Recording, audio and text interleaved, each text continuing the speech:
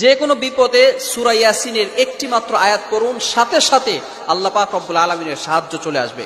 আপনি অবাক হয়ে যাবেন, অলৌকিক ভাবে আল্লাহ পাক রব্বুল আলামিন আপনার উপরে গায়বী সাহায্য নাজিল করবেন। আল্লাহ পাক রব্বুল আলামিন পবিত্র কোরআনুল কারীমের একটি আয়াত যদি আপনি পড়তে পারেন, সূরা ইয়াসিনের চমৎকার একটি আয়াত, এই কোরআনের ভিতরে আল্লাহ পাক রব্বুল আলামিন সব কিছু দিয়েছেন, এভরিথিং, যা কিছু দরকার। এই কোরআন হচ্ছে মুমিনদের উপর আল্লাহ পাক রব্বুল আলামিন রহমত স্বরূপ নাজিল করে দিয়েছেন। আল্লাহ তাআলা নিজে বলছেন পবিত্র কোরআনুল কারীমের 15 নম্বর পারা 9 নম্বর পৃষ্ঠার 2 নম্বর লাইন, সূরা বনী ইসরাঈলের 82 নম্বর আয়াতে আল্লাহ তাআলা বলেন, ওয়া নুনাজ্জিলু মিনাল কুরআন মা হুয়া শিফাউ ওয়া রাহমাতুল লিল মুমিনিন। আমি আল্লাহ পাক রব্বুল আলামিন এই কোরআনটা মুমিনদের জন্য রহমত স্বরূপ নাজিল করে দিয়েছি, শেফা স্বরূপ আমি আল্লাহ তাআলা নাজিল করে দিয়েছি। এই কোরআনের ভিতরে সব রয়েছে। যে সূরা ইয়াসিনের একটি মাত্র আয়াত যদি আপনি পড়তে পারেন, তাহলে আল্লাহ পাক রব্বুল আলামিন আপনাকে গায়বী ভাবে সাহায্য করবে। রাসূল সাল্লাল্লাহু